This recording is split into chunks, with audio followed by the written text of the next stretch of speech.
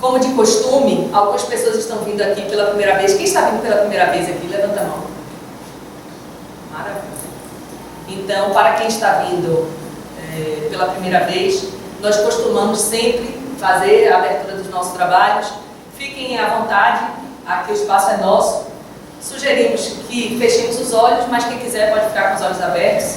Mas é só um momento de volver a atenção para a nossa interioridade e exatamente gerar foco para o trabalho que será realizado a partir deste momento. Então, vamos neste momento respirar profundamente, puxa o ar pelo nariz, solta o ar pela boca.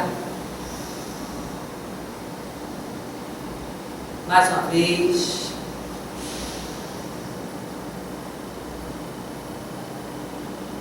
Terceira vez.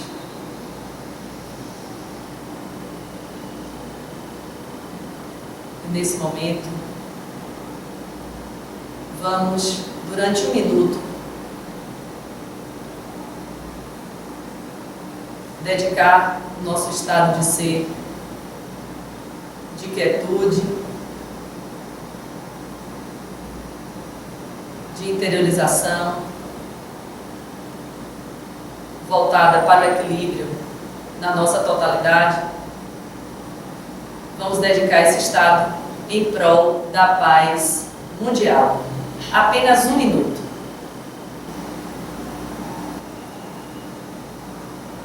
Basta. Em nome das nossas intenções, do que aqui viemos fazer, estudo e pesquisa acerca do autoconhecimento, pedimos a Deus que acoberte os nossos trabalhos. Que assim seja. Que assim seja. Ok, podemos sentar.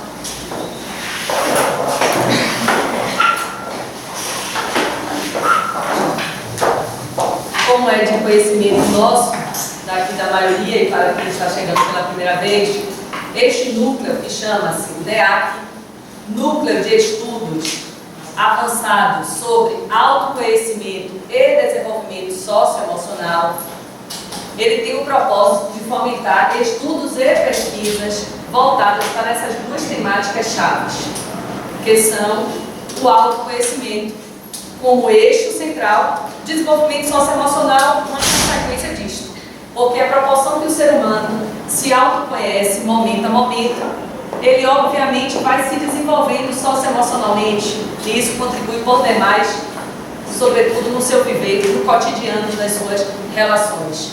Até porque para nós já é mais do que certo que o valor principal de uma relação, o valor está muito além da busca somente de prazer, satisfação e ou felicidade, ainda que tudo isso seja inerente também à relação, mas vai muito além disso. Eis porque a própria palavra relação nos remete à autorrevelação momento a momento, ou seja, a cada relação que eu estabeleço com algo ou com alguém, esse algo ou esse alguém produz em mim sensações de alguma ordem. Tais sensações vão me dando a oportunidade, são como que sinais divinos ou convites divinos para nós estarmos adentrando na nossa verdadeira casa, que é na interioridade, não é na exterioridade. Estamos aqui por uma passagem necessária, mas da nossa verdadeira casa, aqui é a fraternidade. Eis que já é muito claro para nós que o autoconhecimento, ele favorece a compreensão real do valor de uma relação.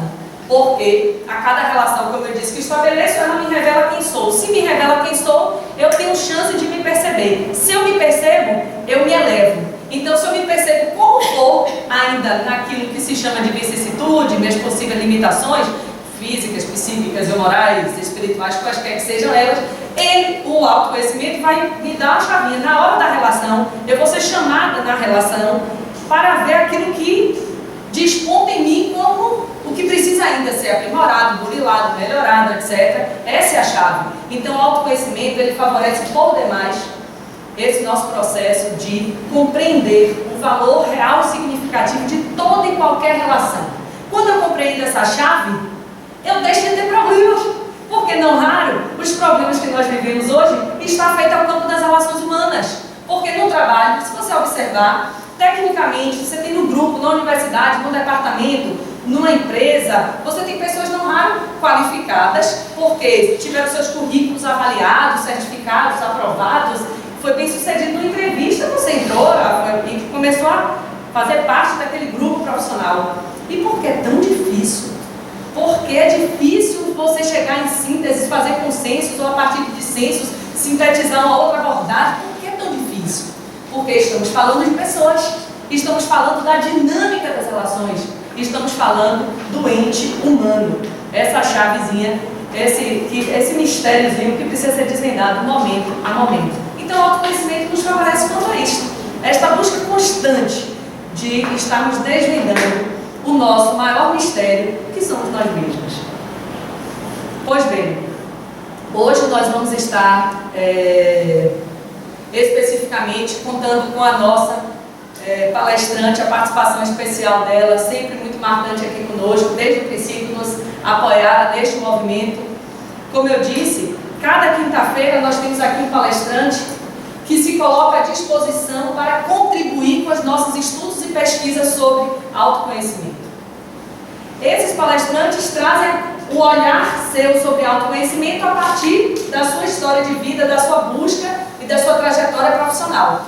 Então hoje nós estamos com a professora, educadora, psicóloga Flávia Nunes, que vai falar sobre autoconhecimento integral na perspectiva das referências que ela tem da vida dela. Uma buscadora de autoconhecimento desde a tenra idade, porque ela nasceu desse lar. Assim, eu tive a oportunidade de conhecer o pai dela no dia da defesa do mestrado dela e lançamento do livro, e na oportunidade eu logo vi quem era, entendeu? De onde tinha vindo Flávia. Foi muito interessante isso. Então ela veio de um berço que já borbulhava, entendeu? Autoconhecimento. Isso da vida pessoal. Cresceu nessa busca a ponto de, por exemplo, querer fazer mestrado depois da psicologia e não encontrava espaço aqui em Salvador.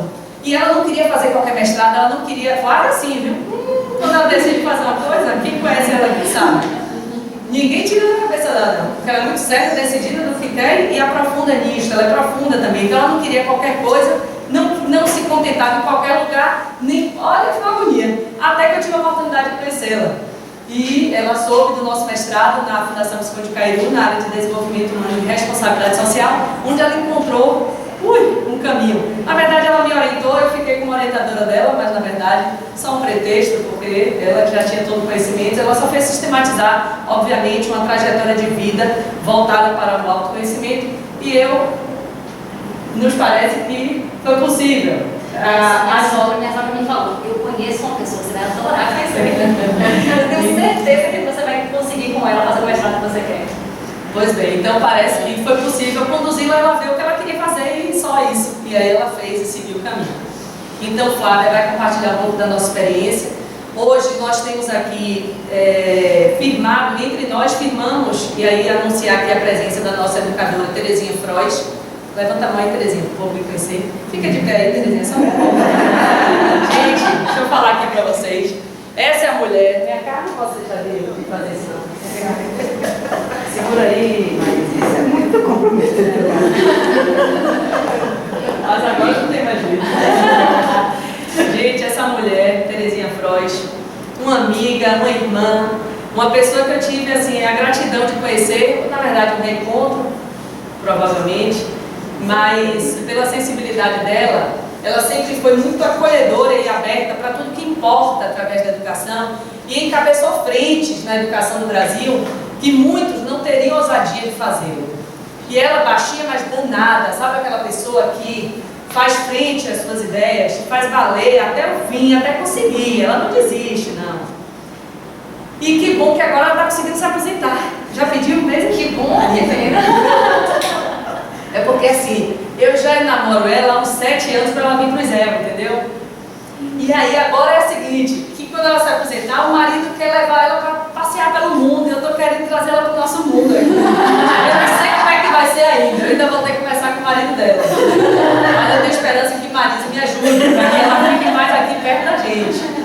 Então, Terezinha é uma pessoa que tem nos ajudado sempre nos ajudou por demais. Toda a nossa trajetória na Fundação Visconde de Cairu, nós coordenamos o curso lá durante 15 anos e se não fosse o apoio dela, esse projeto não seria uma realidade. Então, Terezinha foi esse braço, assim, amigo, profissional, de uma qualidade que não precisa falar tanto, mas em que agora eu tenho assim, a gratidão por saber que ela está conosco, mesmo ainda se aposentando na UFBA, mas ela já está conosco no ISEL, mesmo que ela vá para a Alemanha, China, Japão, mas eu sei que ela vai estar com a gente sempre aqui no ISEL.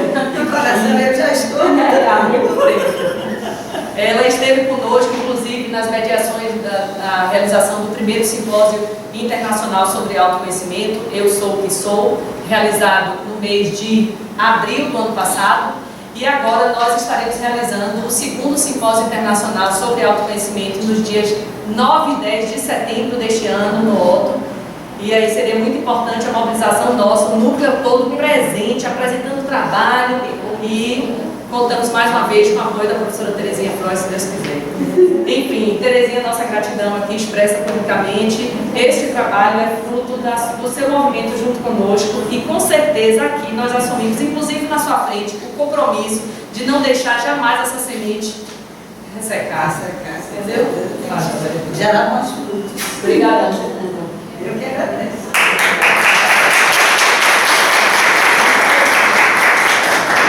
Nós estamos agora, só a título de conhecimento, na reta final, enviamos o nosso projeto de mestrado para a CAPES e a avaliação, eles vão avaliar o projeto nessa próxima semana, de segunda a sexta, e na penúltima semana de abril, teremos o resultado. Como já disse, se ele sair aprovado agora, 15 dias depois a gente abre a turma.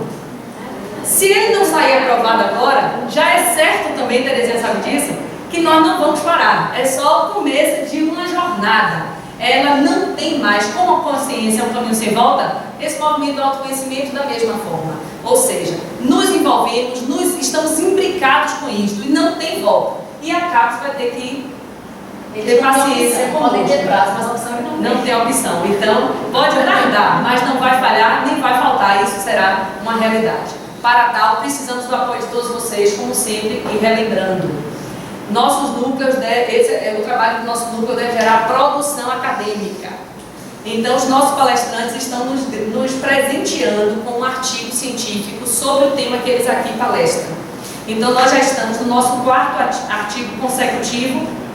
Agora teremos o 5º artigo da professora Flávia e pedimos que vocês façam as leituras, façam as considerações e comecem a escrever os projetos e as ideias de vocês que precisa realmente sistematizar, colocar no papel para fazer brotar novas abordagens acerca do autoconhecimento. Que isso seja uma realidade tão logo seja possível na formalidade do mestrado, mas por enquanto a partir das nossas individualidades. Tá ok? Então, agora vamos pedir à nossa palestrante que faça uso da palavra e até 8h30 estaremos aqui envolvidos nesta ação. Flavinha, é com você. Eu vou me apresentar mais. Eu fiz psicologia, graduação, e hoje eu atuo como terapeuta. O meu trabalho principal é como terapeuta integral, né? Transpessoal, mas integral, muito influenciado por Wilber, desde o mestrado. Eu estava fazendo mestrado quando o Maribel sugeriu que eu incluísse o Wilber. Meu trabalho deu uma guinada, deu uma mudada e minha vida também. Foi uma coisa muito interessante. Hoje eu dou aula na Estácio, tem alguns alunos aqui. Dou aula, eu sou coordenadora de um curso de pós-graduação chancelado pelo ISEL, que acontece lá na clínica. É um curso também de metodologia integral. O meu projeto de mestrado ele foi uma pesquisação para transformar o espaço humanize, que é o espaço que eu sou gestora e terapeuta, em um espaço terapêutico integral. Da defesa do mestrado para cá, tudo o que acontece, que nós estamos produzindo nesse grupo mais próximo, lógico que tem outros profissionais lá dentro que ainda não são integrados, né? Mas tudo que a gente tem produzido lá dentro é integral. Então, a gente tem esse primeiro curso de pós-graduação, que é o curso de psicoterapia e abordagem integrativa, e o curso, a metodologia do curso é toda os meninos, eles atendem e trabalham com, porque não sei quem conhece a teoria de Jung aqui, mas trabalham com os 4 quadrantes e todos os níveis de consciência o tempo inteiro durante o curso. A gente não tem uma separação teórico e prática. Ele é teórico, prático, vivencial, o técnico o tempo inteiro. Então, a metodologia integral. E a gente tem um projeto de abrir um outro curso de pós-graduação que é em luto e integralidade. A gente não tem nenhuma pós-graduação em luto na Bahia, pós-graduação de especialização. E a gente está escrevendo uma em luto e integralidade. Tem uma terapeuta lá que é especialista em luto e a gente já está pensando nesse projeto. Também eu trouxe hoje Camila e Jocasta. Elas são 2 terapeutas da clínica que também estão nesse movimento integral e elas têm um projeto com crianças, um projeto também integral, um grupo de crescimento integral para crianças. Então a gente está, o nome do espaço mudou, é Espaço Humanize, hoje é Humanize Espaço Terapêutico Integral. E a gente, tudo que a gente faz lá dentro hoje é voltado para a integralidade. Eu vou começar com um vídeo integral. É um grupo, eu conheci essa semana esse grupo e fiquei encantada e não perdi a oportunidade rápida de apresentá-lo, trazer para vocês, para quem conhece. Já ouviram falar em 4 cântaros? Vocês vão perceber o poder dessas mulheres quando vocês assistirem o vídeo. É integral por quê? Porque elas estão tocando, fazendo tecnicamente o que elas sabem, mas elas não estão deixando de fazer isso espiritualmente. E é um vídeo lindo e eu acho que pode sensibilizar, abrir para a gente começar.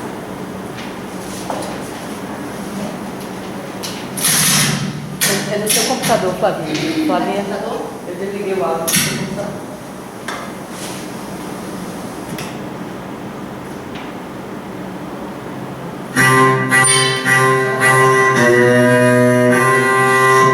São 4 caminhos, a roda não para. Vou só dar uma informação. Essa música que elas vão cantar, ela fala das mães sagradas. Então ela vai falar ao longo das músicas diversos nomes que são mães em diversas religiões. Então, além da integração, né, ela integra várias religiões. E tem uma parte que ela canta aquele mantra Om Mani Padme Hum, vocês conhecem? Ele é o mantra de Kuan Yin, que é a deusa da compaixão budista. Ele fala de Oxum, Lakshmi e outras mães sagradas. E eu insisto em chamar Deus de mãe. Lá na clínica a gente chama Deus de mãe o tempo inteiro. E esse vídeo traz essa maternidade sagrada, esse feminino sagrado. O fogo do canto, na terra do tambor. Madeiras de água, no ar a chocar. Na música eu falo com o meu Criador.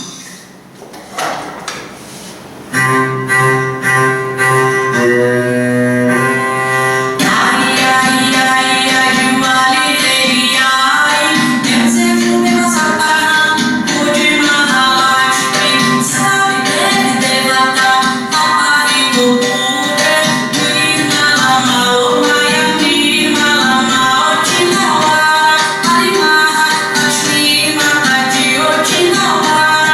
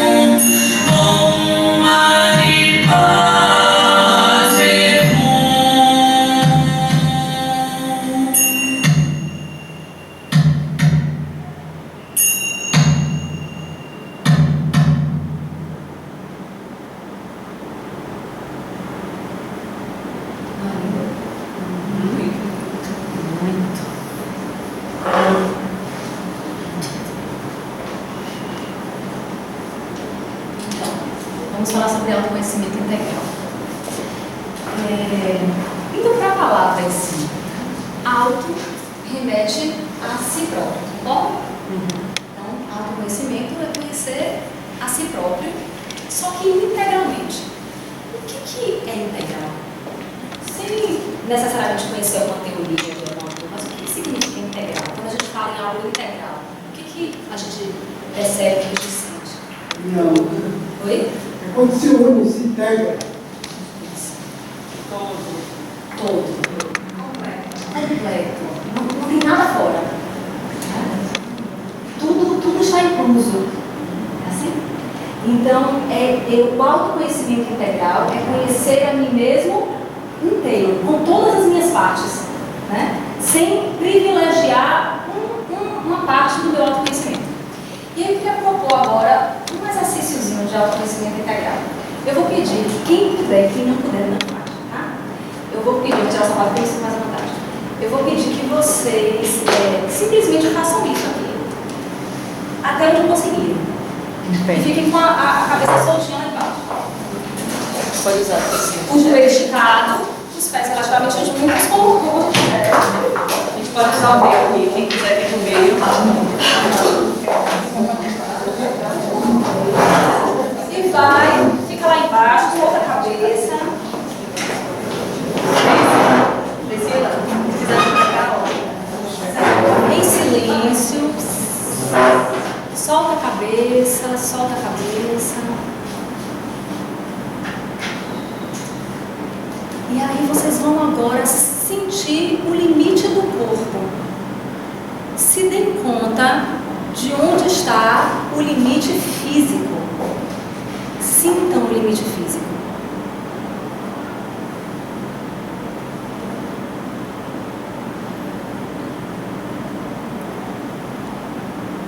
Respirem e a cada expiração deixe o corpo ceder. Sem forçar, nem um pouquinho de forçação. Expira e cede. E agora vocês vão perceber como vocês sentem emocionalmente esse contato com o limite. Porque na hora que você vai expirar e ceder, você vai atravessar um pouco o limite do seu corpo. Como é que emocionalmente você sente isso?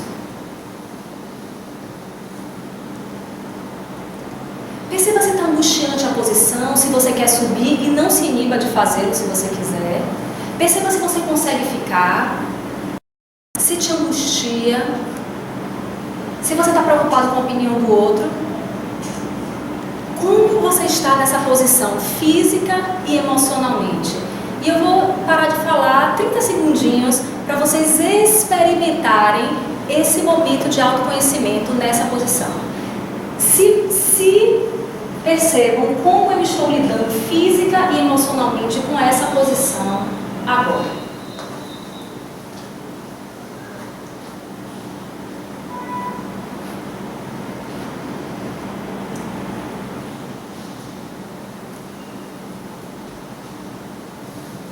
Quem levantou também se percebe. Como eu lidei com isso?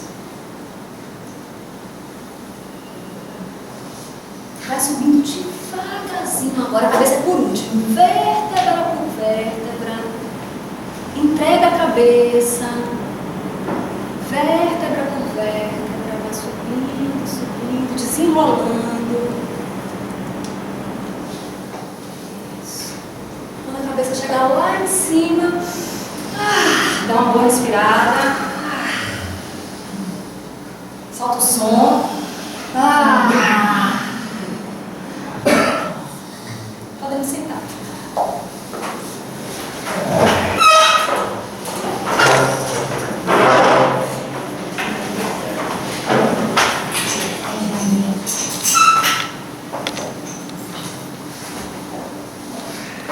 Alguém quer compartilhar como foi a experiência? Relaxante. Percebi que você estava bem à vontade. Diga, decide pouco. Quando eu lá atrás do meu. Isso é autoconhecimento? É? Lógico. Sentir tranquilidade na mente, mas acompanhando resistir à mente e continuei. Resistir à dor. Porque não era tão intensa. Eu trabalhei com psicólogo, mas ainda. E na hora que você inspirou, e a cada inspiração que você deu, como foi esse atravessar o limite? Como é que você emocionalmente lida com esse limite? Fui ficando mais calma cada vez mais. Para mim não foi confortável, porque eu não tirei o salto. E aí eu comecei a ficar um desconforto total, eu não conseguia, né, relaxar. Então não deu para sentir tudo. Né? Meu Deus. Eu volto nas pernas, fiquei ansiosa. Fiquei ansiosa. Então, eu faço esse exercício às vezes no consultório com paciente de pânico. Com o quê? Paciente de pânico. Então, o que acontece? James LeBook tem um livro onde ele fala dos terapeutas do deserto, e ele coloca que o medo ele é desencadeado no contato com o limite. Então, quando o paciente que tem pânico, não é aquele que tem uma ansiedade, não, quando ele tem pânico instalado, e se ele estiver em crise, e você pedir para ele fazer isso, o pânico vem, na hora. Né? Ele começa a sentir. E aí, ele tem a oportunidade de lidar na hora com aquele pânico. E aí eu peço para ele fazer exatamente isso, que é o exercício de yoga. Respire, e quando você expirar, atravesse. Ele vai atravessar o limite físico e ele também vai atravessar o limite emocional. Né? Então, esse paciente especificamente que eu estou contando, ele disse: eu não estou aguentando, eu vou levantar. Ok, levanta. Respira, tudo bem, vamos tentar de novo. Você já viu como é a posição? Já sentiu? Vamos tentar novamente. E aí ele foi novamente, ele estava em plena crise. E aí o pânico vinha. A cada expiração, atravessa. Porque, e ele tem um depoimento desse paciente, ele diz assim: ele não tomou mais remédio. Ele disse: Nada. Vou deixar você puxar. eu não sou contra o remédio em hipótese alguma, né? Mas ele disse pra mim: o remédio, ele me acalmava, mas ele não me ajudava a caminhar em direção à cura. Ele me segurava, né? Por quê? O pânico vem porque eu entro em contato com o limite. As pessoas cognitivistas dizem assim: o que causa o pânico é o pensamento antecipatório catastrófico. É isso que causa o pânico, né? Então, ele entra ou mentalmente, ou de fato, como no caso desse alongamento, ele entra em contato com o limite dele. E quando ele entra em contato, o medo vem. Como o medo está instalado naquele momento que a pessoa está em pânico, vem com muita facilidade. Né? E aí, no momento em que ele respira e atravessa, o corpo dele vai aprendendo como atravessar aquele estado emocional. Isso é também associado a uma técnica chamada Somatic Experience. Não sei se vocês já ouviram falar de um americano chamado Peter Levine. Ele trabalha com a possibilidade do corpo atravessar o trauma. Então, associando o yoga com o Somatic Experience, eu desenvolvi esse exercício que tem ajudado os pacientes de pânico a atravessarem pelo autoconhecimento integral. Repare que eu poderia sentar com ele e faço. Porque quando a gente trabalha na perspectiva integral, você trabalha em todos os níveis. Daqui a pouco eu vou falar desses níveis. Então a gente também trabalha cognitivamente. Que pensamentos cognitivos tem a ver com esse pânico? Ele se percebe, por exemplo, como uma pessoa controladora, que não consegue deixar as coisas fora do controle dele. Ele tem um sonho recorrente de que ele acorda numa cama de hospital sem conseguir se mover. Então isso também é um trabalho cognitivo. Só que a gente, como vai trabalhar integralmente, a gente também vai trabalhar com o corpo.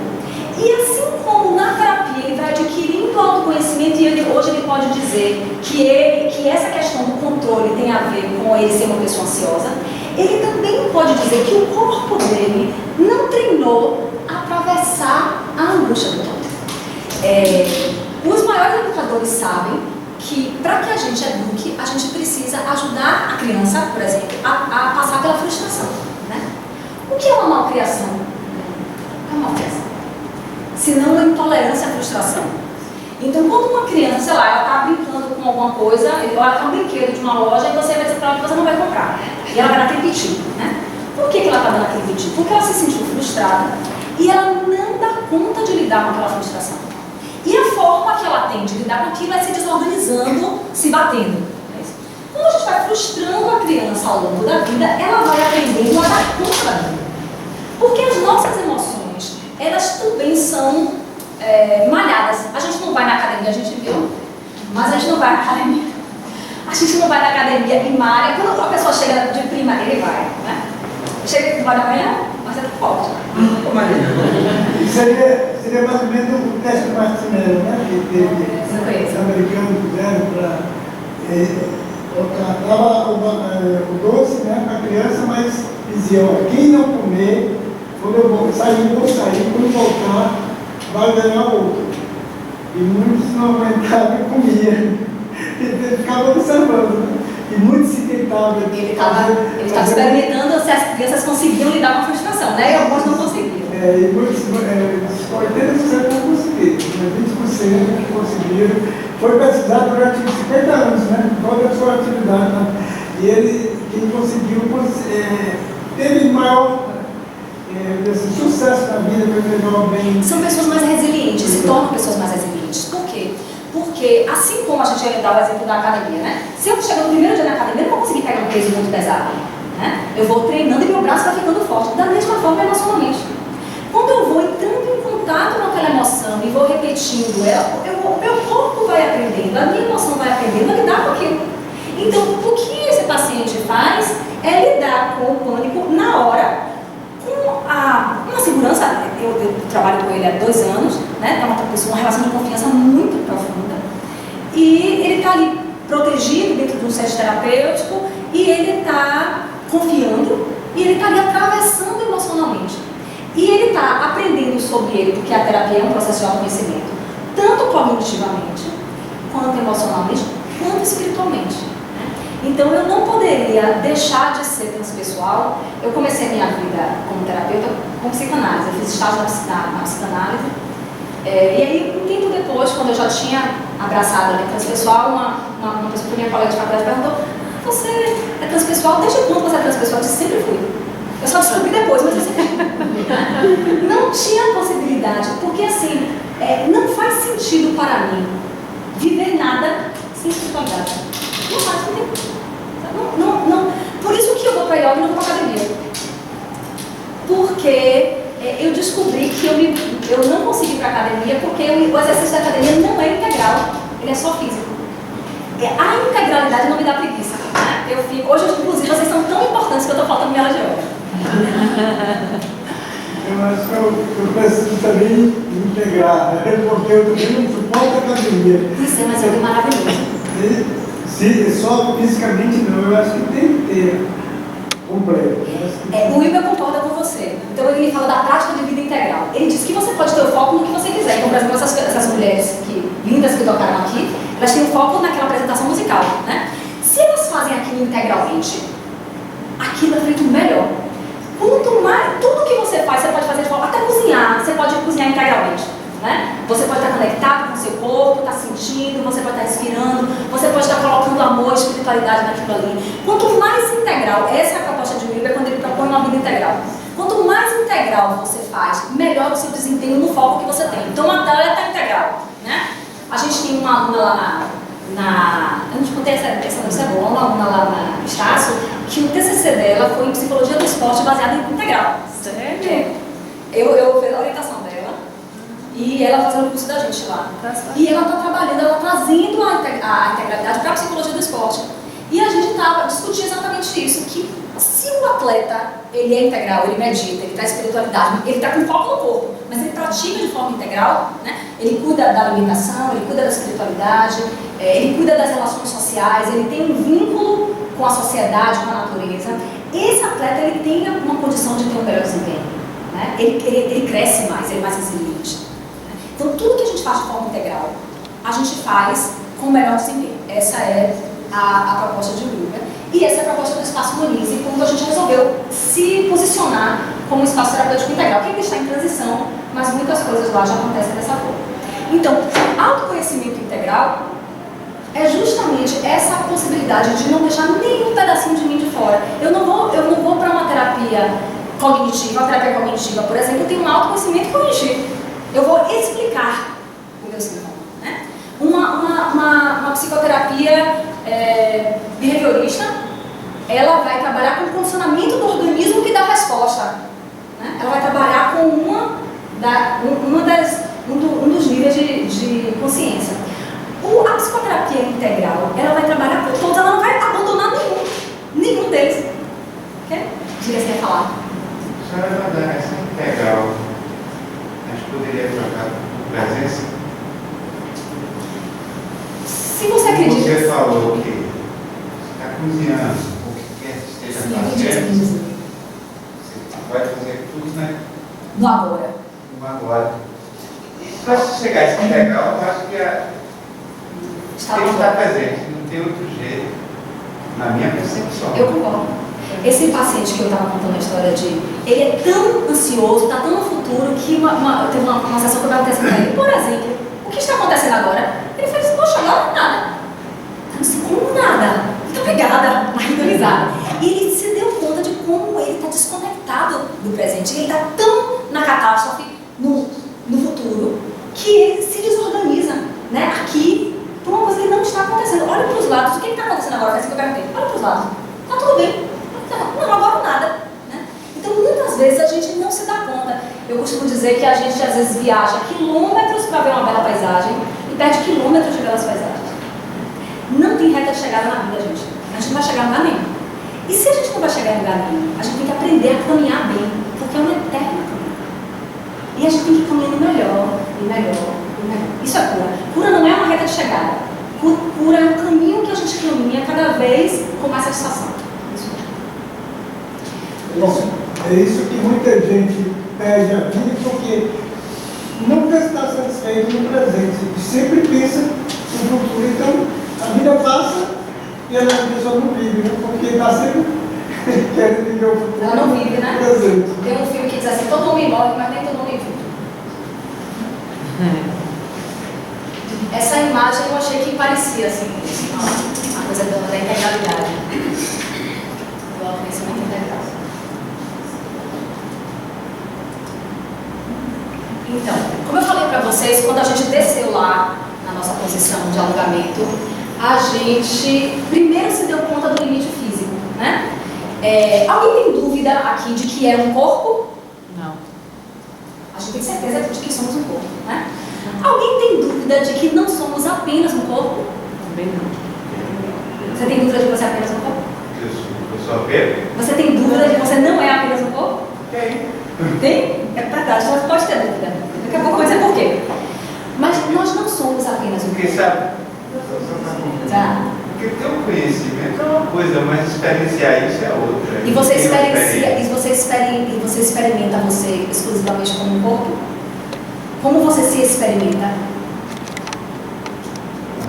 Você experimenta só o seu corpo físico ou você experimenta uma realidade mental, por exemplo? Sim. Você experimenta uma realidade onírica? Pensei que você falou em alma. Coisa e tal. Não. Eu estou falando de ser exclusivamente um corpo. Tudo bem que tem a mente está lá. Quando um bebê nasce, né? Ele nasce corpo, ele não sabe a diferença entre ele e o peito da mãe que está amamentando ele. Né?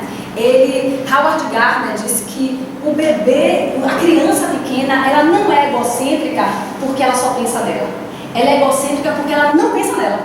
Porque ela não se reconhece enquanto ser individualizado no ambiente com outros seres individualizados.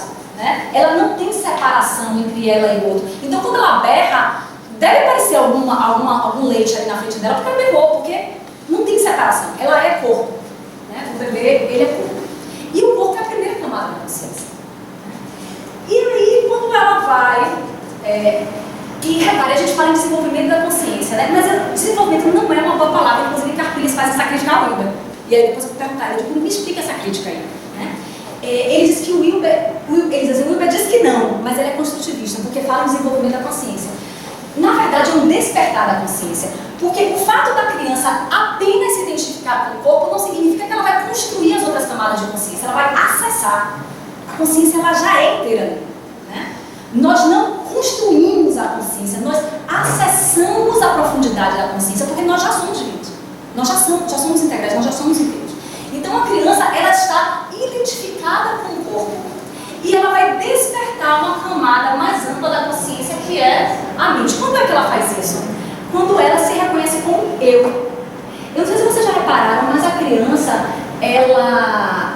quando ela vai falar, ela está começando a falar, ela fala dela na terceira pessoa. Fulaninha quer, neném quer. Já viram? Por quê? Porque ela está desenvolvendo a sensação de eu. Então, esse eu é o que nós chamamos de mente. Lembra, na outra palestra que eu tive aqui, eu disse que o eu tinha o eu que fala e o eu do qual eu falo? Não sei se quem estava aqui na outra palestra que eu vi. Então, tem o eu que fala. Se eu digo assim, meu vestido é colorido, né? Tem um eu que percebe e um eu que é percebido, né? O Will vai chamar isso de eu distal e eu proximal.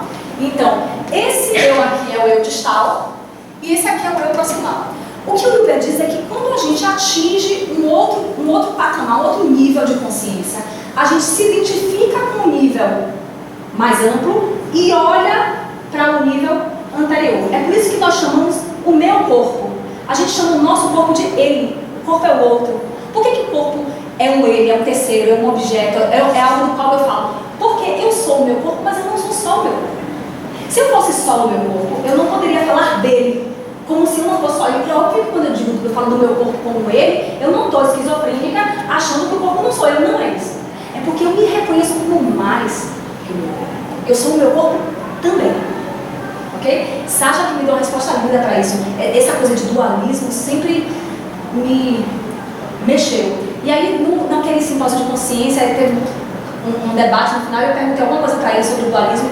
Aí ele fez: "Ô Flavinha, repare uma coisa, ninguém é louco de dizer que a onda é o mar. E ninguém é louco de dizer que não é. Olha que coisa linda.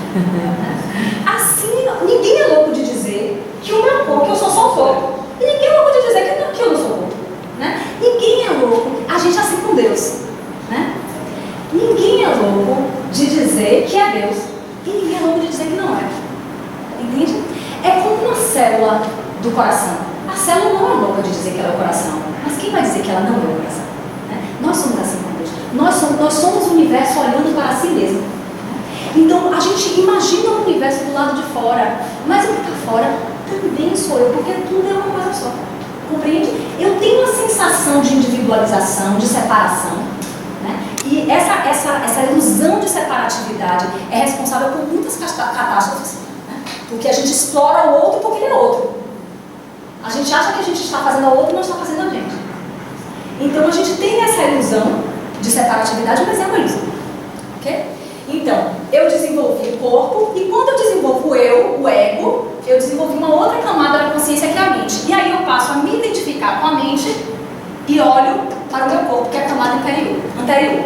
Repare que a mente, ela engloba o corpo, tá? O corpo, eu não sei se eu falei na palestra passada, o que era um ólon.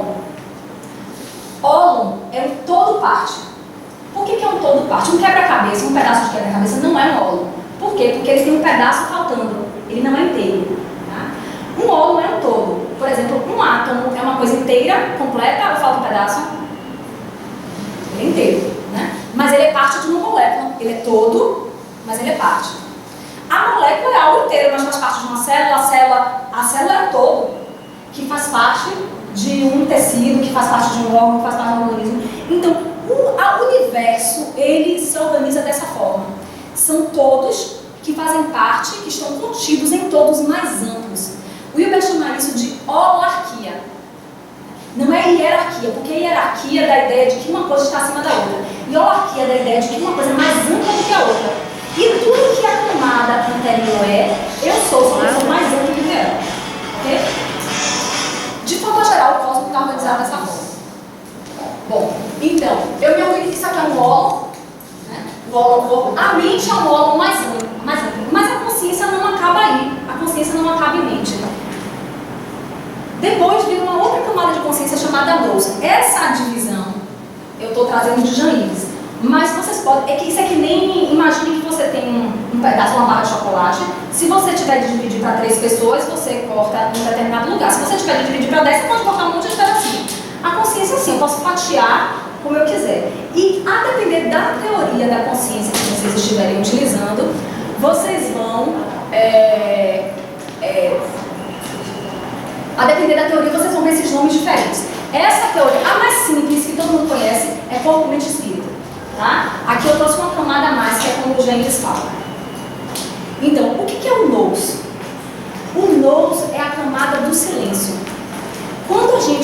em meditação profunda, a gente entra num estado de silêncio onde nós podemos observar a nossa mente sem nos identificarmos com ela. Essa é uma camada acima da camada mental. Ela é mais ampla que a camada mental. Eu descubro que eu sou a minha mente, mas que eu não sou só a minha mente. E eu posso olhar para ela.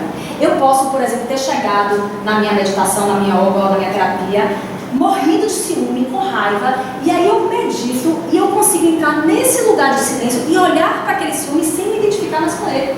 Eu consigo me distanciar. Eu subi uma camada de consciência, ok? Então o nous é a camada do silêncio. E já chama também de pneuma o sopro. Pneuma é o sopro, é o espírito, né, que perpassa todas as outras camadas. Então, eu sou corpo, eu sou mente, eu sou nous, eu sou silêncio, eu sou uma camada de compaixão universal, mas eu também sou espírito. E se eu tiver continuar na minha meditação, além de estar no presente, no agora, no silêncio, percebendo a minha mente, eu posso entrar num estado ampliado de consciência e ter uma experiência próxima a não dual, que isso foi Carpires, que se a gente entrar na consciência, entrar na não dual completamente é muito difícil, né? É um estado Buda. Mas a gente chega perto da experiência não dual e queima. Quem já teve estado ampliado de consciência sabe do que eu estou falando, né? Você sente que você é espírito. Só que tem um detalhe importante nisso tudo aí. Isso aí, que eu falei para vocês agora, é a grande cadeia do ser, né? Isso aqui são os ólmos da consciência. Esses aqui são os níveis da consciência. A consciência tem diversos níveis. O que eu estava falando antes para vocês é que cada camada, cada psicoterapia trabalha com uma camada. Então, as psicoterapias comportamentais, elas consideram o homem um organismo e o comportamento e a mente dele são uma resposta, ok? Então, ela condiciona esse organismo, ela trabalha aqui. A psicanálise e a psicologia cognitiva trabalham aqui.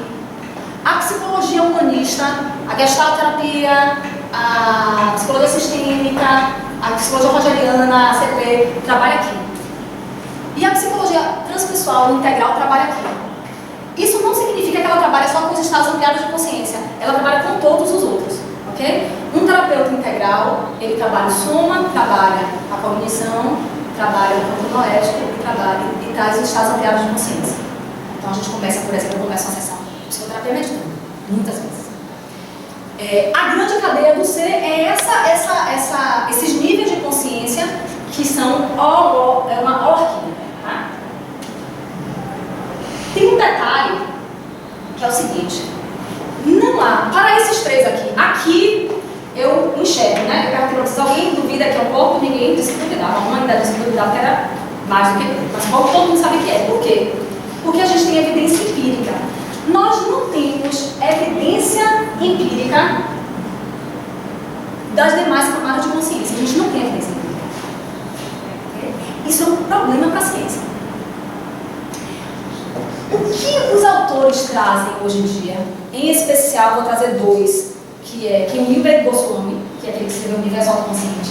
Eles dizem esse problema se dá porque a ciência reduz o empirismo ao empirismo sensorial.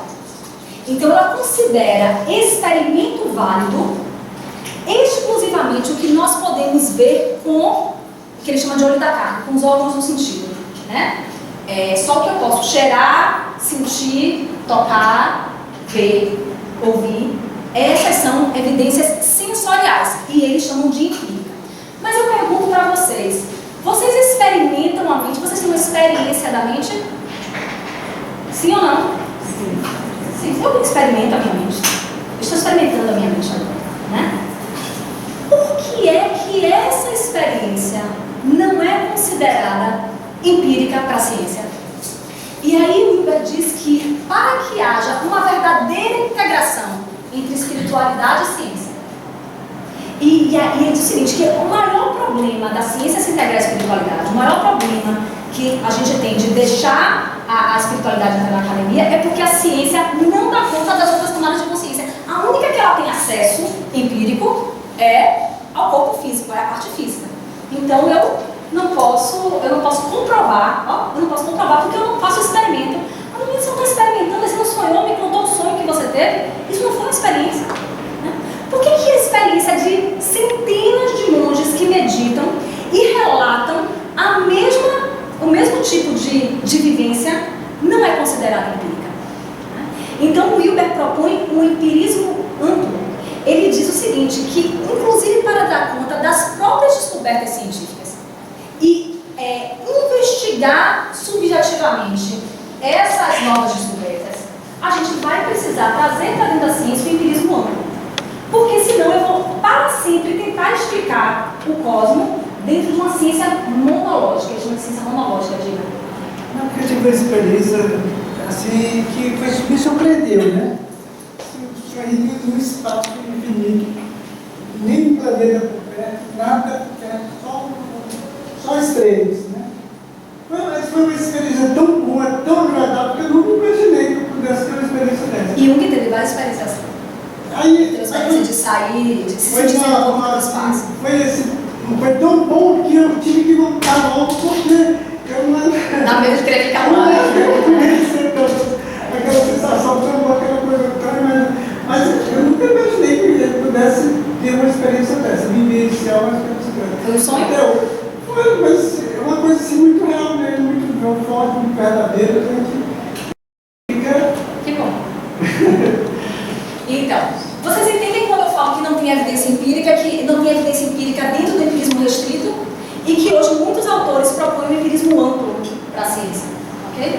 Então, o que está acontecendo com a ciência hoje? Teve um cara que certa vez disse que ninguém precisava mais fazer mestrado em física, porque tudo que tinha para descobrir, Newton já tinha descoberto. Imagine a decepção dos cientistas com a física quântica. Né? Então, o que a física quântica descobriu foi: o mundo não é como a gente achava que era. Ponto. E como é que você explica ao mundo cientista? Não sei ainda. Né? Hoje em dia, os cientistas replicam os experimentos quânticos, eles têm o mesmo resultado, só que eles não têm um consenso em como explicar aqueles resultados filosóficos teoricamente. Então a gente tem diversas interpretações da física quântica, a interpretação de Copenhague, a interpretação de David Bohm do universo holográfico, a interpretação de universos paralelos, múltiplos universos, que muitos físicos aceitam, né, para poder explicar um fenômeno que não cabe na visão de mundo cartesiano e newtoniano. Não cabe. Esse mundo que a gente acha que tudo passa pelo espaço, porque o mundo só existe o que é aqui, empírico, né? Só que como é que eu explico que um elétron sai de uma órbita e vai para outra órbita sem passar pelo espaço? Ele não anda de uma órbita para outra, não. Ele some e aparece. E os cientistas perguntam onde o elétron estava nesse salto quântico. E aí, as interpretações, a parte filosófica disso, vai ficar a cargo dos diversos cientistas. Então a gente vive um período pré-paradigmático, de transição paradigmática, e a gente está justamente nesse momento contribuindo com a abertura de um mestrado em autoconhecimento.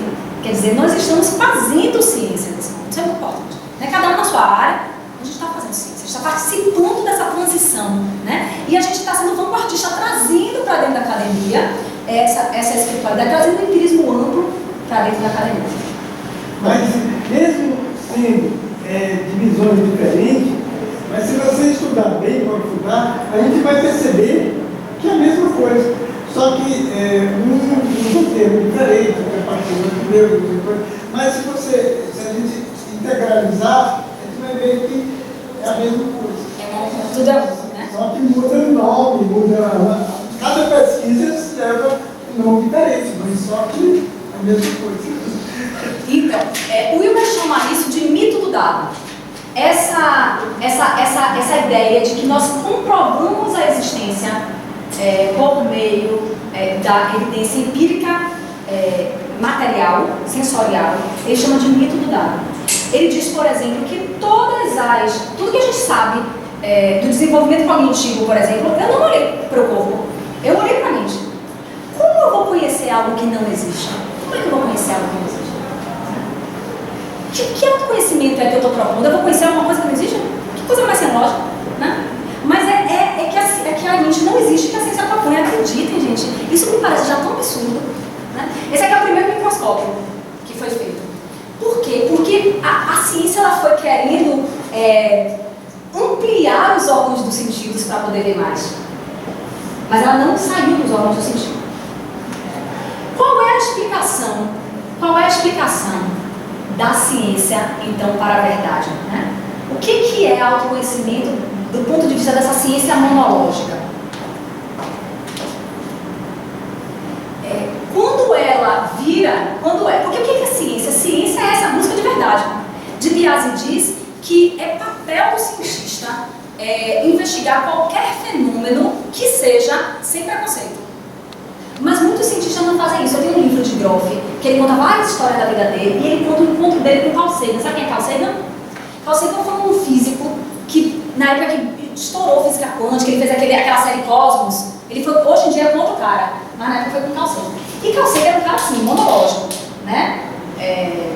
Ateu. E aí, Groff foi discutir com ele, psicologia transpessoal, e ele estava ali para criticar as posições de Groff. E aí Groff fala para ele, Groff falou de uma coisa, das experiências dele, com LSD, com isso, com aquilo, e aí nada de convencer Carl Sagan. Aí finalmente Groff perguntou, e Carl Sagan, como é que você explica o livro de fulano de tal, que tem uma série de experiências de sair do corpo? O cara é...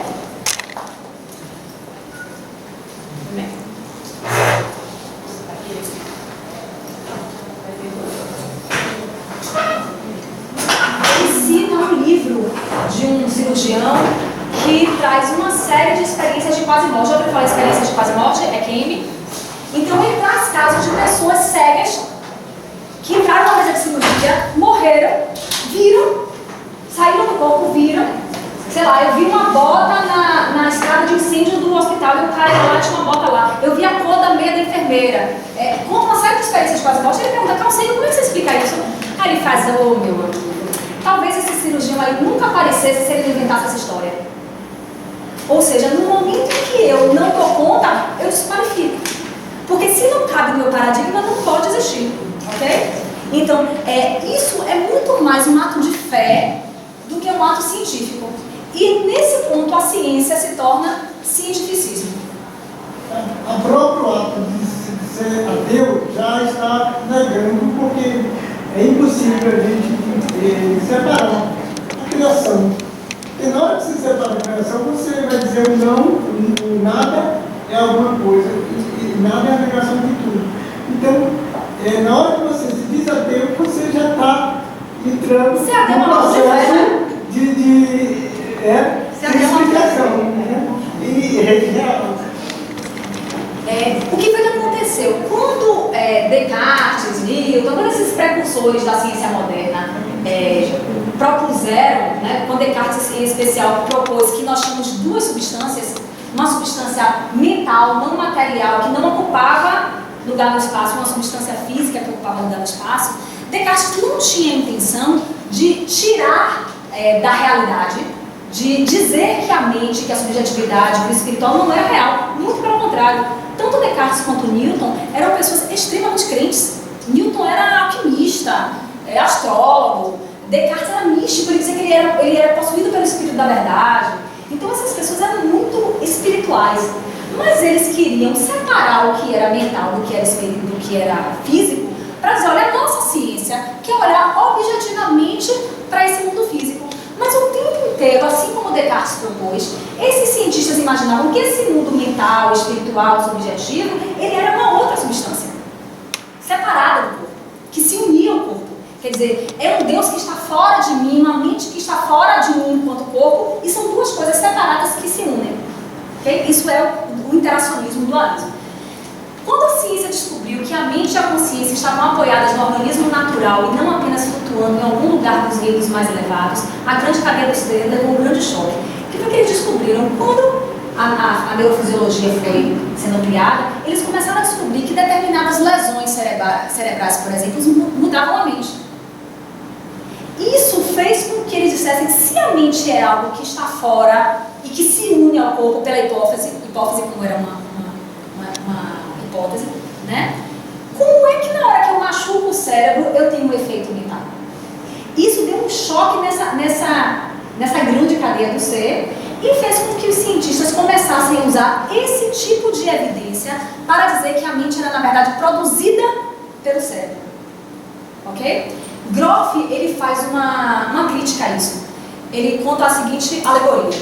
Imagine que a sua televisão quebra e que você chama um técnico e diz para ele, olha, minha imagem não tá boa, né? Aí o técnico diz, olha, tem essa peça aqui que está quebrada. Se eu consertar essa peça, se eu mudar essa peça, a sua televisão vai funcionar. Ele diz o seguinte, olha, eu sei que a peça está ligada à aparição da imagem, mas em nenhum momento eu concluo com isso que a imagem é gerada dentro da televisão. A imagem é gerada lá na Globo, né? Mas os cientistas usam esse mesmo tipo de argumento para dizer que a mente é gerada pelo cérebro. Quer dizer, o fato dele ser um hardware que proporciona rodar aquele software mental é a mesma coisa de dizer que o tubo da imagem é necessário para a imagem aparecer na televisão, mas ninguém diz que a imagem é gerada lá dentro. Okay? Então essa é uma crítica, e Groff diz, isso é muito mais uma crença metafísica do que uma conclusão científica. Supor que o fato de saber, porque é um fato, que a mente está ligada ao cérebro, faz com que ela seja produzida dentro do cérebro, produzida pelo cérebro. Ok? Mas isso tem um baque. Bom, a mente não está fora, gente, a mente não é outro. A mente é produzida pelo corpo, então. Aliado a isso aqui, surgiu um cara chamado Darwin.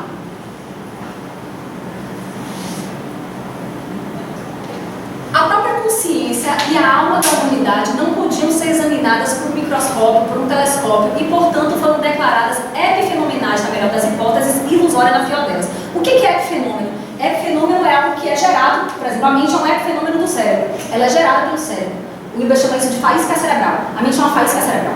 Ok? E ilusórios na pior deles, porque não existe. Sabe? Isso é... Aí eu acho muito interessante que nós... por essa explicação, nós estamos aqui estudando para descobrir que nós não somos nada, né? Que isso é pura ilusão, assim, que esse corpo vai embora e que eu acho uma coisa tão linda. Aliado a essa questão, por que as pessoas existem, né? Isso é uma pergunta de autoconhecimento. Por que nós existimos? Quem somos nós?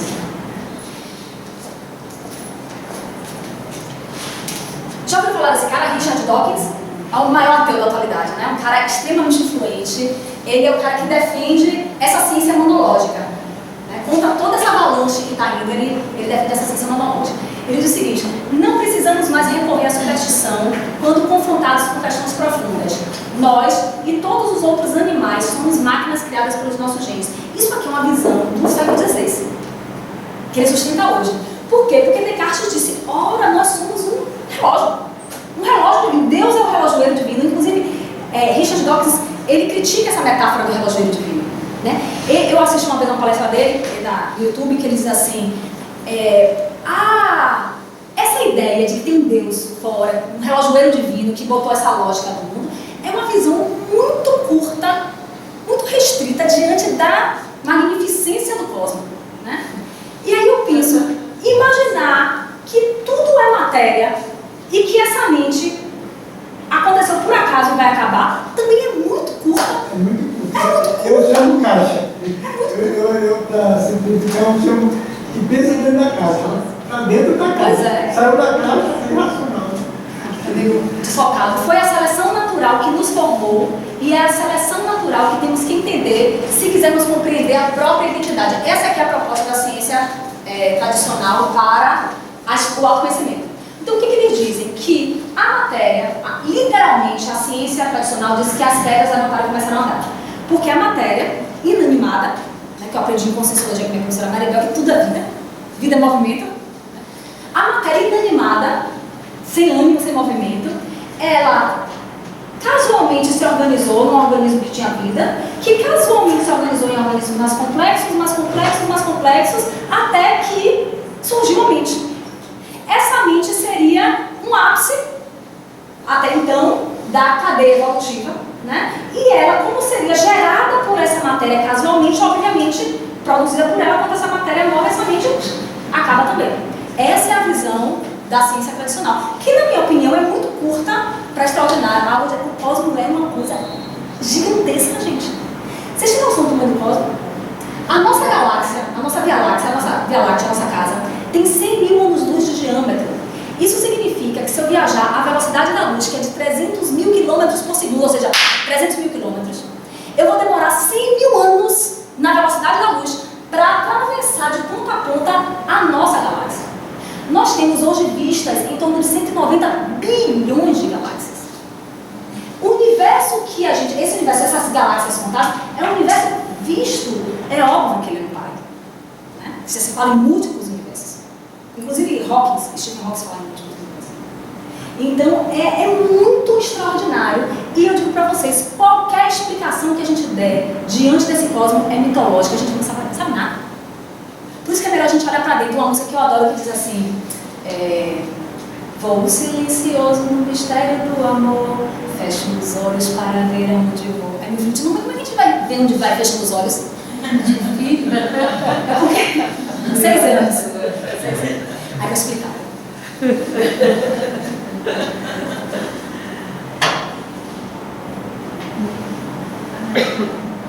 Então esse cosmos é magnífico. O universo ele é magnífico. Ele é magnífico demais para a gente dar uma explicação mitológica de que tem um Deus fora que criou a gente, está fora de mim, e que aí eu vou morrer aqui e vou para o céu. É uma explicação mitológica, lógico. Não é, acreditem, não é menos mitológica do que Zeus, Perseu e a mitologia grega ou qualquer outra mitologia. É a mitologia. Okay? E até o que a gente inventar aqui vai ser mitologia, porque não dá. É como se um quark, sabe o que é um quark? É uma partícula de dentro do átomo. É como se um quark quisesse entender a Terra. É a gente querer entender, sabe? Então a gente tem que realmente olhar para dentro, porque a única certeza, pelo menos que a gente entra em estado ampliado de consciência, é que o cosmos está todo aqui dentro. Nós somos iguais. Nós somos um órgão dentro de um órgão dentro de um órgão. Nós somos um todo que faz parte do outro todo. As evidências vão nessa direção, né? Então o que é possível concluir aqui? Então, a ontogênese, né? A ontogênese é o meu desenvolvimento enquanto pessoa. Se nós temos um autoconhecimento integral, eu vou parar de achar que o que está fora de mim. Porque o que está fora, achar que o que está fora de mim é ser interacionista, é ainda acreditar no dualismo, que tem uma mente, que tem um Deus que está fora de mim. Não existe nada fora. Não tem nada fora, tá? Então, como eu recebi um paciente essa semana que dizia assim, porque se queixou, e perguntava, e o que você tem a ver com tudo isso que está na sua vida? Você não tem nada a ver com isso. A responsabilidade é toda do outro, né? Então a gente olha para a nossa vida como se as condições materiais estivessem fazendo alguma coisa com a gente não tivesse nada a ver com isso. Acreditem, a vida de vocês é o lado de fora de vocês. Okay? Assim como o corpo é o lado de fora de uma interioridade, é muito diferente eu imaginar que tem duas coisas que se unem e eu imaginar que tem uma coisa que tem um avesso. É muito diferente. E aí, quando eu imagino que é uma coisa que tem um avesso, eu entendo que eu sou a responsável. Quando eu imagino que são duas coisas, eu posso embarcar na viagem determinista da ciência. Alguma coisa que me determina. Quando eu sou integral, não tem determinismo. Eu sou a guerra, eu sou a minha vida. Eu me responsabilizo pela minha vida. Então a vida do cara foi ele que escolheu. Uma vez meu marido chegou em casa reclamando do trabalho dele, que passou o dia inteiro em pé, trabalhou muito e tal. E aí eu fui acalmar ele, disse, para você é fácil. Você fica lá na Monize, sentada, ele não sabia que eu não trabalho sentada assim. Aí eu disse, alto lá, não foi sorte, foi escolha. Escolha a vida que você quer. Escolha, pode reclamar. Como se você fosse uma vítima da sua vida. A vida que você vive é a vida que você vive. É você que está vivendo ela, é você que está escolhendo ela. Né? Então, ontogeneticamente, o que está fora é igual ao que está dentro. É o avesso do que está dentro. E aí a integralidade é uma teoria da responsabilidade pela minha vida. Mas você diz, tudo bem, Flávia. Eu concordo com você, mas eu não concordo que eu não sou... Eu sou um pouco vítima. Eu até posso escolher a minha vida, o meu trabalho, mas eu sou vítima, por exemplo, dessa crise. Eu não tenho nada a ver com a crise do governo. Eu não tenho nada a ver com a guerra. Eu não tenho nada a ver com... E aí a gente vai para uma outra coisa que é a filogênese. Né? Assim como o lado de fora da minha vida, como o meu corpo, né? Ele é o avesso do lado de dentro. A realidade social é o avesso do lado de dentro da espécie humana. Ok? Por que é que nós nos sentimos vítimas e de fato somos influenciados? A gente pode dizer, nós somos influenciados por uma realidade social? Podemos. Mas como você acabou de dizer que a realidade social não está fora da gente, como é que eu sou sou influenciado? Como é que eu me sinto influenciado se ele não está fora de mim? Porque aquela realidade é o avesso da espécie humana, ok? Então imagine que o coração tem várias células. Se acontecer alguma coisa no organismo, né? Se acontecer, sei lá, eu me machuquei, meu coração disparou, meu coração sentiu aqui uma coisa que não tem a ver diretamente com ele, mas também é ele, porque o pai eterna também é o meu organismo, entende? Uma célula do coração pode ser afetada por algo que acontece no coração inteiro, mas ainda assim ela não deixa de ser coração.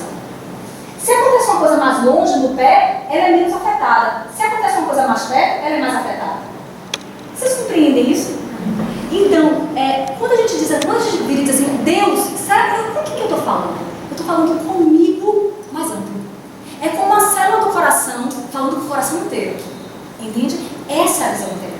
Então, eu sou responsável pela minha vida e sou corresponsável pela sociedade enquanto espécie humana. E se a espécie humana amplia a consciência, arruma uma consciência mais integral, acessa camadas mais profundas de consciência, se a gente muda enquanto espécie, a gente muda o mundo, porque o mundo somos nós. Compreende? Então, a ilusão de separatividade mais a dissociação, o que é dissociação? O princípio de dissociação é tirar a mente da jogada, né? A parte subjetiva não existe, a faísca cerebral. Essas duas coisas dão apocalipse suicida. A gente está se matando. A gente está, de verdade, hoje, a gente pode acabar com a espécie humana. Nós podemos nos extinguir enquanto espécie. E muitos autores falam disso. Inclusive Carpes fala disso. A ilusão de separatividade mais a dissociação, ou seja, o outro não sou eu, o mar não sou eu, o planeta Terra não sou eu, né? Tá tudo fora de mim. Mas a ideia de que essa mente, esses valores não existem, vão dar um apocalipse suicida. Ao contrário disso, a ampliação de consciência e o autoconhecimento integral, que vai me fazer perceber que o que está fora é o avesso do que está dentro, vai dar em um mundo sustentável. Vamos fazer escolha, né?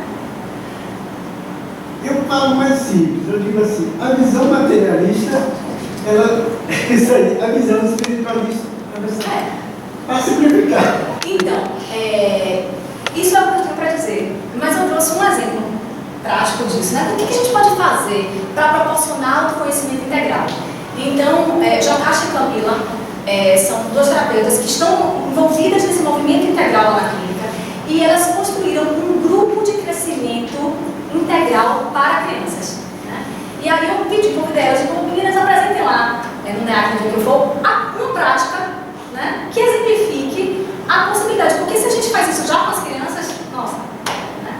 Então elas vão contar um pouco dessa experiência com as crianças.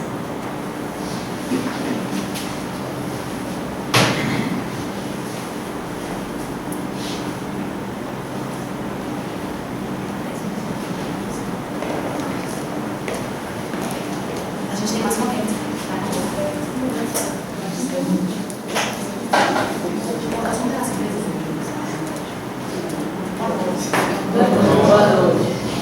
Então, como o Flávio falou, nós somos psicólogos, terapeutas do Espaço Humanize e desde a nossa formação temos uma tendência na linha da infância, né? E aí, como estamos inseridas no Espaço Humanize Integral, precisamos pensar nessa infância integral, né? Então, elaboramos um projeto que é montado em 8 encontros. Cada encontro trabalha um quadrante da psicologia integral de Ken Wilber, que é o coletivo, interno e exterior, né, individual, e o coletivo individual e Vou desenhar aí. Vou desenhar aí.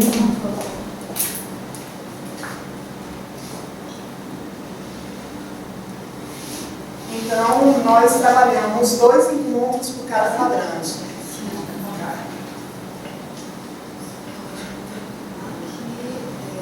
Enquanto o Fábio vai colocando, eu vou explicando. Então, trabalhamos a criança e o mundo. Esse mundo que é ecologia, sustentabilidade, esse mundo que está fora, né, e ao mesmo tempo somos inseridos nesse mundo. Então, temos 2 encontros, trabalhamos essa relação com o mundo, que o foco vai ser esse, mas como o trabalho é integral, trabalhamos a integralidade. Isso. Então, o mundo é esse exterior coletivo, né? Que está fora da gente e ao mesmo tempo estamos fazendo parte dele.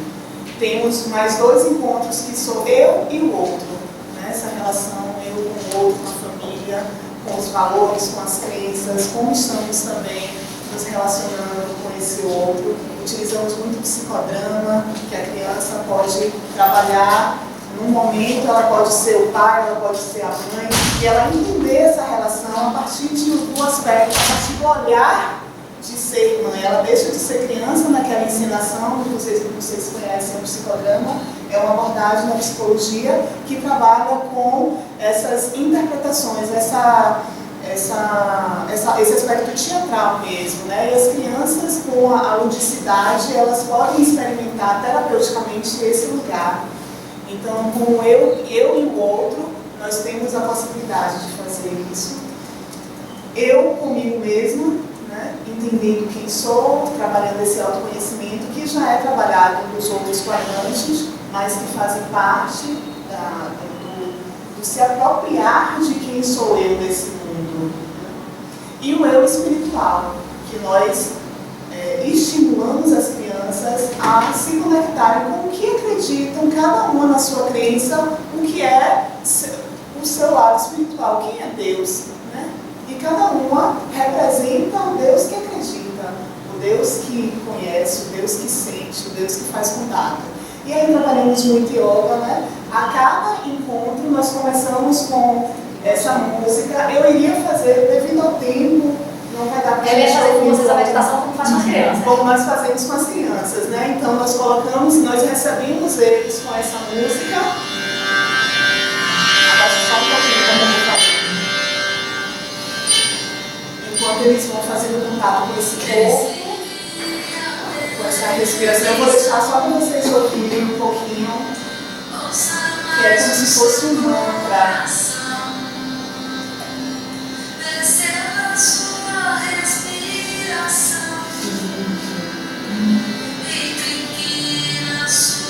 Na sua emoção, o que você acredita. Você acredita. E nesse momento, eles vão respirando e entendendo que podemos vir para o corpo e podemos acalmar. Né? Que a criança tem aquele agito natural. Então, cada pensamento que vem, eles são estimulados a colocar dentro de uma bolinha de sabão. E a bolinha de sabão vai saindo da cabeça porque ela voa e ela vai estourando, a gente vai esvaziando a nossa mente. E eles fazem isso muito bem porque tem o lúdico, tem a imaginação, tem a criatividade. Eles vão fazendo isso com muita tranquilidade. Né? E eles gostam, querem, procuram. E uma coisa que nós temos como meta, tanto eu como o Jocasta, é de que o grupo se supre. Nós somos mediadoras, nós não somos um grupo terapêutico, não partimos do princípio de que temos algo a ser curado. Muito pelo contrário, é um grupo de crescimento integral. Então é um grupo de reconhecimento, de despertar consciências de seres que são sujeitos nesse mundo e que têm algo a fazer por si mesmas. Tem uma coisa ecológica do copo, que não pode... Inicialmente eles usaram o mesmo copo descartável e botaram o nome, mas agora elas estão fazendo copo, cada um tem o seu copo para não... Quando a gente chega, eles já colocam, cada um coloca o nome no copo, esse copo é meu. E aí eles dizem como eles querem ser chamados, né? Tipo, não, você é Carlos Henrique, aqui na ficha é Carlos Henrique, mas como que você gosta de ser chamado? Eu gosto de ser chamado de Cacá, eu gosto de ser chamado de B, eu gosto de ser chamado... E cada um é chamado pelo que gosta de ser chamado. O respeito está acima de qualquer coisa. E eles se suprem ali. Então, nós temos um foco, nós temos um planejamento e eles vão se suprindo naquela relação. Nós vamos mediando, mas algum traz uma... essa semana eu estava muito agressiva e briguei na escola. E aí na hora nós não falamos nada. Nós permitimos que o grupo se entenda. Aí eu fiquei estudando também, mas na hora eu saí de perto, porque eu sabia que se eu ficasse perto eu ia fazer alguma besteira. E eles vão conversando, coloque uma foto aí. A foto do grupo. E há um respeito, além de tudo, estar em grupo, a gente sempre tenta se reunir em círculo, e quem não quer estar no grupo. Quem não quer estar no grupo vai estar fazendo o que quiser, mas está dentro dali. E quando há um movimento de, eu quero ir no banheiro, eu quero ir ali, eles se ajudam, eles param, ele quer ir no banheiro, eles se escutam e eles entram no integral de que somos grupos, mas somos um também. O nome do nosso grupo é Somos Um. Somos Um. E o tempo todo trabalhamos esse conteúdo. Quando eu machuco o outro, eu me machuco. Porque somos um. O que está dentro é o que está fora, o que está fora é o que está dentro. E as crianças sacam isso, assim, percebem isso de uma forma muito linda. Né? E nós podemos perceber um movimento tipo, uma machuca a cabeça, o outro vem, eu vou pegar uma água para você. Você se machucou, eu estou preocupada com você, eu quero cuidar. E eles vão se conhecendo e vão se reconhecendo como seres. Aqui é o Então, nós iniciamos com esse convite, convidando os pais. Inicialmente, nós apresentamos o projeto para os pais, até porque é uma proposta da família. A gente não trabalha com a criança. Com a criança a ponta, né? Mas a família é tocada por esse projeto. E aqui é um encontro onde nós estamos ali conversando. Esse momento é o momento do combinado. Sempre que trabalhamos com crianças, nós combinamos o que ali vale, o que não vale, o que eu quero, o que eu não quero. E eles vão dizendo, o que eles diziam, nós debatíamos e colocávamos no papel. Tipo, eles começaram a falar sobre a questão da agressividade, né? E aí, nesse momento, eles ficavam falando da agressividade, como eu citei, mas aí um falou, não, a agressividade tem que ficar do lado de fora, aqui dentro não tem agressividade. Aí todo mundo concorda com isso, todo mundo concorda, então vamos colocar aqui. Mas e essa agressividade do lado de fora? O que a gente vai fazer com ela? Aí uma já falou, então a gente vai respirar. E se a agressividade? Aí um falou, e se a agressividade vier da mãe ou do pai? O que vai fazer? A gente pergunta, e aí, o que vai fazer? Aí o outro só fala, não, mas aí você pode falar com sua mãe. Não, mas aí você pode falar. E aí cada um vai trabalhando esse refletir mesmo, esse despertar de que não tem uma ideia fixa, assim, uma receita de bolo. Eles podem se ajudar. E a novidade, assim, é que pelo menos a gente tem começado a ter incentivado elas para esse Somos Um, seu projeto dela, a gente não achar de autoconhecimento. Sim, também. Sim. Mas trabalharem em cima disso. Então nós construímos esse combinado e eles ali super atentos, e mesmo quando eles não estão olhando, não estão inseridos ali, eles estão participando energeticamente, eles fazem parte daquilo, eles já entenderam que de fato somos um, e não somos um só no grupo.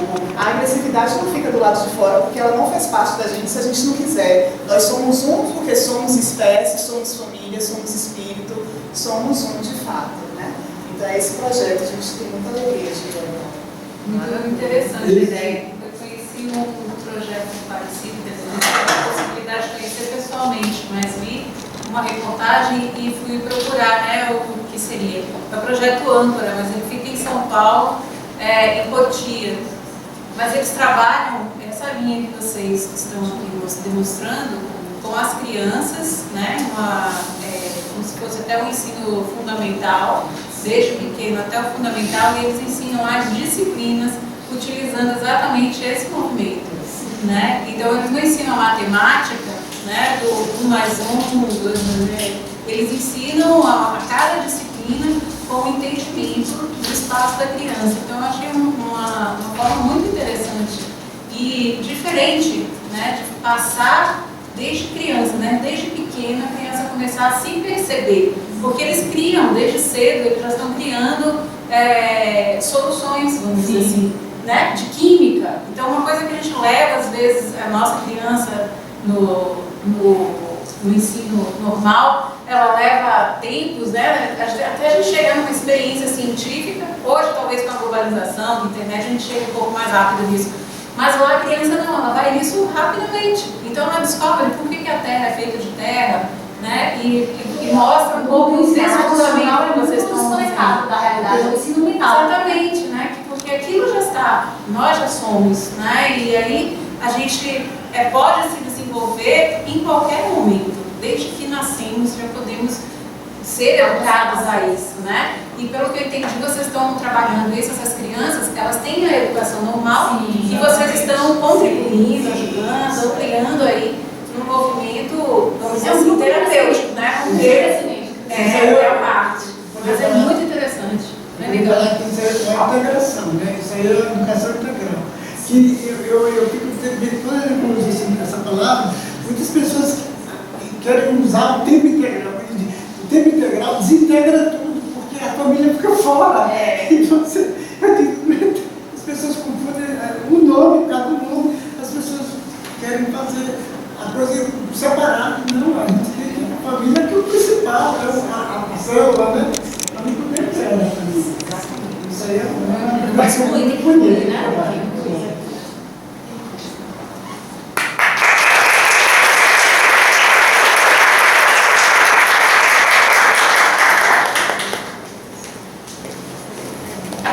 Você fala um pouquinho do Humaniza, se quem quiser contar. Esse lugar onde acontece o grupo, onde acontece o curso de pós-graduação também, psicoterapia, é o Espaço Humaniza Espaço Terapêutico Integral. Então, só fazendo propaganda, a gente tem 2 salas sociais lá, viu, gente, de terapia. Se vocês precisarem encaminhar pessoas, a gente tem 2 projetos sociais e as pessoas entram de acordo com a possibilidade financeira. Na Humaniza, todo mundo pode fazer terapia, né? Todo mundo pode fazer. Então, as meninas que estão fazendo a pós-graduação, elas atendem a título de estágio e o valor é R$15 da sessão, né? E tem uma outra sala social que são das alunas da pós-graduação que são convidadas para ficar no espaço, que custa 30. Então, se a pessoa pode fazer 15, ela vai para a sala de 15, se ela pode pagar 30, e se ela não precisa de projeto social, ela vai pagar o normal como terapeuta, mas a gente tem esses 2 projetos sociais. Quem tiver, quem atende criança, então atende casal, não atende, não é psicoterapia de grupo, é individual, tá? Mas se vocês precisarem, na Pituba, na Rua das Angélicas. Eu vou colocar o telefone aqui. Rua das Angélicas.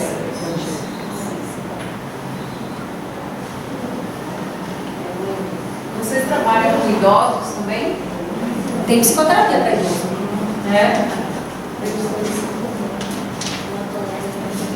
Tem um projeto da mesma pessoa que vai trabalhar com luto lá, ela quer fazer oficinas com idosos, oficinas integrais, mas ela está em projeto, não é uma realidade ainda. A psicoterapia para idosos sim, mas oficinas integrais, assim como a gente tem oficina integral para criança, já estamos pensando em oficinas integrais para... Eu pergunto porque é um tema que eu tenho procurado e pouco a gente acha sobre cuidado com o idoso, né? A gente acha sempre mais referente a criança, mas a gente tem projeto lá, porque essa terapeuta que trabalha com luto, ela é muito ligada a essa questão do idoso e a gente está em reuniões para isso.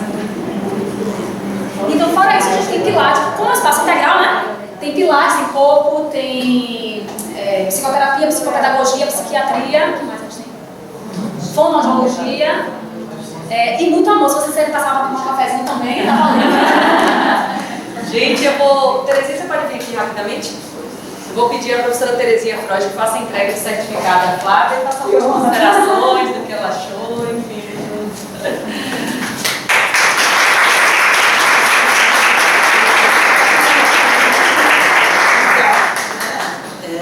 Eu fiquei admirada como é que uma pessoa tão jovem, né, tem uma formação tão... E é um prazer muito grande ter ouvido a sua palestra. E eu espero que a gente possa ter outras oportunidades, né, de encontrarmos. A verdade, ela queria ser sua orientanda. Eu já tinha pedido. Só que eu disse a ela que você estava se aposentando de lá para vir para cá e Mas como é que eu vou fazer doutorado com esse tema? Ela fez só Terezinha. Eu acabei de pedir descredenciamento da educação. Estou esperando para pedir do DMDC. Mas já pensei, conhece alguém assim que toca uma empreitada dessa? Pra me indicar, é possível. Vamos tentar. Muito grata. Muito obrigada.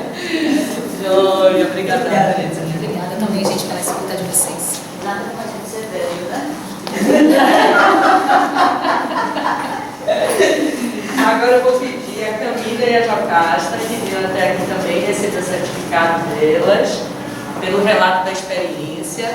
Nós agradecemos muitíssimo a participação de vocês, porque o exemplo de vocês, no mínimo, nos motiva, além de nos educar, porque nós estamos muito carentes, a sociedade está sedenta de ações que favoreçam o processo de autoconhecimento. Já tem até bastante estudo, se a gente entrar no Google, a gente vai localizar muitas experiências que já estão acontecendo, muita coisa está sendo dita e anunciada, mas ainda nós estamos carentes de ações concretas, sistematizadas, que favoreçam este processo do despertar, né, do autoconhecimento momento a momento. E não existe, na nossa experiência, é certo também, não existe período melhor para trabalhar essa dimensão, senão, ainda que seja uma temática para adultos, mas que precisa ser despertado esse processo de atenção plena a si próprio desde a tenra idade.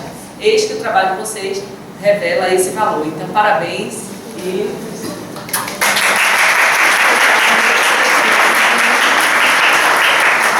Ok.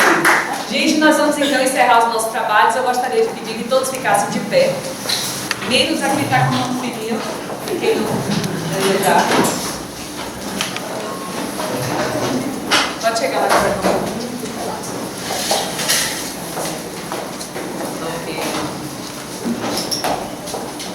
Da mesma forma, para quem está vindo pela primeira vez e chegou, o trabalho já tinha sido iniciado. Da mesma forma como nós iniciamos, nós também encerramos as nossas atividades. Eu peço a todos, preferencialmente, que fechem os olhos e vamos buscar, neste momento, volver toda a nossa atenção para a nossa interioridade, integrar todas as nossas energias neste momento, e envolver toda esta força em prol da paz mundial. Apenas um minuto nesse estado.